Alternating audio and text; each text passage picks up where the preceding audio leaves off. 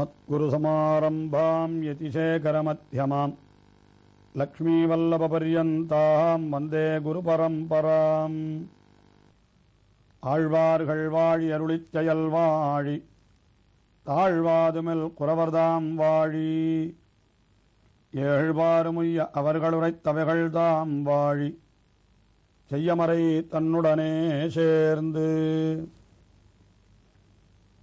திவ்ய தேசங்களிலே எழுந்தருளிருக்கின்ற எம்பெருமான்களை அனுபவிக்க தலைப்படுகின்ற திருமங்கை ஆழ்வார் திருப்பிரிதிக்கு அடுத்தபடியாக நம்முடைய தேசத்தினுடைய வடகோடியிலே உள்ள திவ்ய தேசமான பதரிகாசிரமத்தை அனுபவிக்கின்றார். பதரி என்கிற சொல்லுக்கு இலந்தை என்பது பொருள். பெரிய பிராட்டியார் ஸ்ரீமகாலட்சுமி அவளுக்கு மிகவும் விருப்பமானதாக இந்த இலந்தை மரம் சொல்லப்பட்டிருக்கிறது.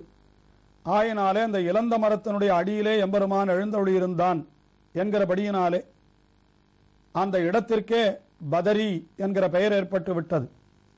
இன்றைக்கும் கூட அந்த திவ்ய தேசத்தினுடைய ஸ்தல விருட்சமாக அந்த பதரி மரம், அதாவது இலந்த மரம் தான் சொல்லப்படுகிறது. அங்கே எழுந்தருளிருக்கின்ற எம்பெருமான், அவனுக்கு நாராயணன் என்று திருநாமம். அவன் யோகத்திலே எழுந்தருளியிருக்கிறான். தவம் செய்து கொண்டிருக்கிற நிலையிலே அப்படி எழுந்தருளியிருப்பதாக வீற்றிருந்த திருக்கோலத்திலே அவன் எழுந்தருளியிருப்பதாக புராணங்கள் தெரிவிக்கின்றன. ஸ்வயம்பக்த கஷேத்திரங்கள் என்று ஒரு முனிவருடையவோ அல்லது அரசனுடையவோ வேண்டுகோளுக்காக அல்லாமல் எம்பெருமான் தானாகவே விரும்பி வந்து எழுந்தருளியிருக்கிற ஸ்தலங்களை ஸ்வயம்பக்த கஷேத்திரங்கள் என்று சொல்லுவார்கள். அப்படிப்பட்ட கஷேத்திரங்களிலே தலையான திவ்ய தேசமாக கொள்ளப்படுகிறது இந்த பதரிகாசிரமம் என்று சொல்லப்படுகின்ற திவ்ய தேசம். அந்த திவ்ய தேசத்திற்கு 2 பதிகங்களை அருளிச் செய்கின்ற திருமங்கை ஆழ்வார் இரண்டாவது பதிகத்திலே கங்கையின் கரைமேல் அந்த திவ்ய தேசம் அமைந்திருக்கிறது என்று 10 பாசுரங்களிலேயும் சொல்லி மகிழுகிறார். அது கங்கைக்கு உண்டான பெருமையையும் சேர்த்து அனுபவிக்கின்றார். அதிலே 5வது பாசுரத்திலே கண்ணனாக அவதரித்தவனும் கூட இந்த பத்ரிகாசிரமத்திலே எழுந்தருளியிருப்பவன். அதாவது எம்பெருமான் வராகமாக அவதரித்தான் என்று முதல் பாசுரத்திலே தெரிவித்தார், ராமனாக அவதரித்தான் என்று 2ஆம் பாசுரத்திலே தெரிவித்தார் என்று பார்த்தோமே. கண்ணனாக அவதரித்தவனும் பத்ரிகாசிரமத்திலே எழுந்தருளியிருப்பவனும் ஒருவனே என்று 5ஆம் பாசுரத்திலே தெரிவிக்கின்றார். பேயிழைக்கிருந்து வந்தமர்த்தவள்தான் பேமுலை சுவைத்திடா பெத்த தாயிழைக்கிருத்தல் அஞ்சுவன் என்று தளர்ந்திடா வளர்ந்தவன் தலைவன் சேவட்டுச்சி அண்டமும் சுகந்த செம்பொன்சை விலங்கலில் இலங்கு வாய்முகட்டிடிந்த கங்கையின் கரமேல் பதரியாத்திராமத்துள்ளானே. கண்ணபிரானாக அவதரித்த காலத்திலே அவன் செய்த சேட்சித்தங்களிலே ஒன்று பூத்தனையினுடைய முலைப்பால் உண்டது. அதாவது தாயினுடைய வேடம் பூண்டு கம்சனாலே ஏவப்பட்ட பூத்தனை என்ற அறைக்கு வந்தாள். அவளுடைய முலையை சுவைப்பவன் போலே அவளுடைய உயிரையும் சேர்த்து அவன் உண்டு விட்டான் என்கிற வரலாறு. இதை முன்னடிகளிலே தெரிவிக்கிறார். பேய் இடை இருத்தல் என்றால் பேயிடைக்கு இருந்த வந்த மந்த மத்தவள், அதாவது பேயாக வந்தவள். அவளுடைய இடைக்கு என்னால் அவளுடைய இடுப்பிலே ஏறி அமர்ந்து கொண்டானான் கண்ணன்.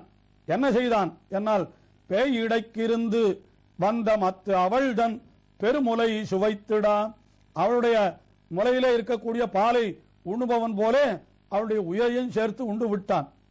இதை பார்த்த யசோதை என்ன நினைத்திருப்பாள் என்பதை அடுத்த வரியிலே தெரிவிக்கிறார். பெத்த தாய் இடைக்கு இருத்தில் அஞ்சுவன் என்று தளர்ந்திடா. பெற்ற தாயான யசோதை, ஐயோ இவனை இடுப்பிலே வைத்துக் கொண்டால் எங்கே நம்முடைய உயிரையும் கவர்ந்து விடுவானோ என்று கூட அஞ்சுவாள் போல் இருக்கிறது. பெற்ற தாய் தன்னுடைய இடைக்கு இருத்தல் என்னால் தன்னுடைய இடுப்பிலே வைத்துக் கொள்வதற்கு அஞ்சுவன் அஞ்சுகிறேன் என்று சொல்லும்படியாக அவளை ஆக்கிவிட்டான் என்று ரசமாக சுவையாக அருளிச் செய்கிறார். அதாவது பேயினுடைய இடையிலே இருந்து அவளுடைய உயிரை உண்டபடியினாலே நம்முடைய இடையிலே கொண்டால் நம்மையும் கூட அவன் இப்படி செய்து விடுவானோ என்று அஞ்சுவன் என்று தளர்ந்திடா. அப்படி தளரும்படியாக வளர்ந்த என் தலைவன் என்று, அப்படி வளர்ந்த என் தலைவன். அதாவது யசோதை அஞ்சுகிறாள் என்னால் இங்கே நாம் என்ன நினைக்க வேணும், தன்னுடைய உயிரையும் அவன் கவர்ந்து கொள்வானோ என்று அப்படி அஞ்சுகிறாள் என்று சொல்லக்கூடாது.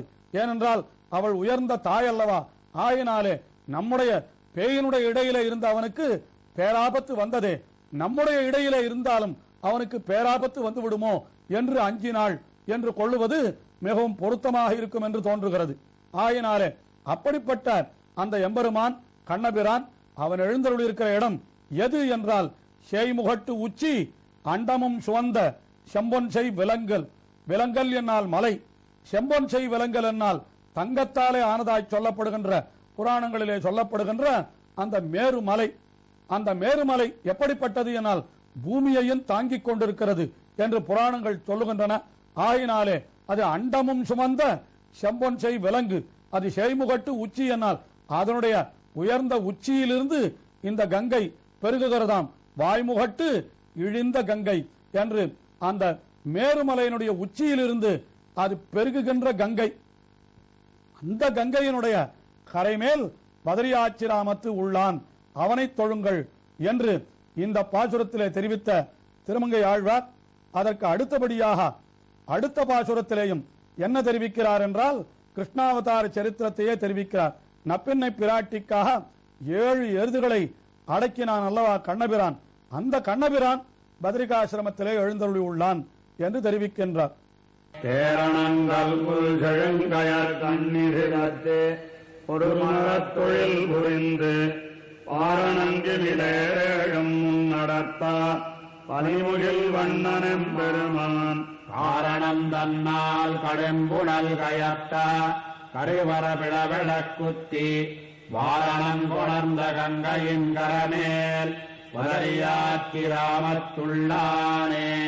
தேர் அணங்கு அல்குல் செழுங்கயர் கண்ணி என்று நப்பின்னை பிராட்டியை வர்ணிக்கிறார். அதாவது நப்பின்னை பிராட்டி அவள் எப்படி இருக்கிறாள் என்றால் ஒரு தேர் போல இருக்கிறாள். பெண்களை வர்ணிக்கிற பொழுது தேர் போல இருப்பதாக அவர்களுடைய இடைப்பிரதேசம் தேர் போல இருப்பதாகவும் வர்ணிப்பதுண்டு. ஆயினாலே தேரணங்கு அல்குல் செழுங்கயர் கண்ணி, மிகவும் அழகான கண்களை உடையவளாம் அந்த நப்பின்னை பிராட்டி. மிகச்சிறந்த உடல் அழகையும் தேர் போன்ற உடல் அழகையும் அழகிய கண்களையும் உடையவளான நப்பின்னை பிராட்டி. அந்த நப்பின்னை பிராட்டிக்காக என்ன செய்தான் எம்பெருமான் என்றால் பாரணங்கு இமில் ஏறு 7 முன்னடர்த்தா. பார் அணங்கு, உலகத்தை எல்லாம் நடுங்க வைக்கக்கூடியதான பெரிய முசுப்புக்களை கொண்டது. இமில் என்றால் இந்த எருதுகளுடைய முதுகில இருக்கக்கூடிய முசுப்புக்களுக்கு இமில் என்பது பொருள். ஆஹா, அந்த பாரணங்கு இமில் ஏறு 7 எருதுகளும் முன்னடர்த்தவன், முன்னாலே அவற்றையெல்லாம் அடக்கினான் அல்லவா. நப்பின்னை பிராட்டியை கல்யாணம் செய்து கொள்ள வேண்டும் என்றால் இந்த 7 எருதுகளை அடக்க வேண்டும் என்று அப்படி சொல்லி இருந்தார் அந்த நப்பின்னை பிராட்டியினுடைய தகப்பனாரான கும்பர். ஆயினாலே அந்த பாரணங்கிமிலேறு 7 முன்னடர்த்தவன். அடர்த்தவன் யார்? பனிமுகில் வண்ணன் என்றால் நீர் கொண்ட காளமேகம் போலே இருக்கக்கூடிய எம்பெருமான். அதாவது அந்த எருதுகளை அடக்கின பின்பும் கூட அவனுடைய திருமேனியிலே ஒரு வாட்டமும் வாராமல் முன்பு போலேயே அப்படியே நன்றாக எழுந்தருளியிருந்தானாம் பிரகாசத்தோடு. அதைத்தான் தெரிவிக்கிறார். பாரணங்கு இமில் ஏறு 7 முன்னடர்த்த பனிமுகில் வண்ணன்.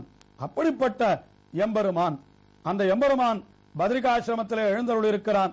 அந்த பத்ரிகாசிரமத்தின் அருகிலே இருக்கிற கங்கை அது எப்படிப்பட்டது என்னால் காரணம் தன்னால், என்னால் ஒரு காரணத்தாலே அது இந்த பூமிக்கு வந்தது. என்ன காரணம் என்னால் அது பகீரதன் என்கிறவன் மிகப்பெரிய தவம் செய்து அவன் கொண்டு வந்தான் கங்கையை. அந்த சகரன் என்பவனுடைய புத்திரர்கள் அவர்களை எல்லாம் அவன் சொர்க்கலோகத்திற்கு அனுப்ப வேண்டும் என்பதற்காக அவன் கொண்டு வந்தான் என்று புராணங்கள் தெரிவிக்கின்றன. ஆயினாலே கடும் புனல் கயத்த என்ன பெரிய பள்ளங்களிலே அப்படி கங்கையானது தங்கி வருகிறதாம். அந்த கருவறை ஒரு பெரிய மலையாம்.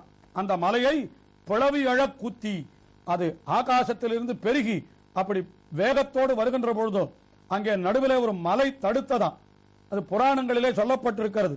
அந்த மலை தடுத்த பொழுதோ இது வேகமாக வந்து அந்த மலையிலே குத்தா மோதின பொழுதோ அது என்ன ஆயிற்று? அந்த மலையும் இருபுலவாக சுக்கு நூறாக உடைந்து விட்டதாம்.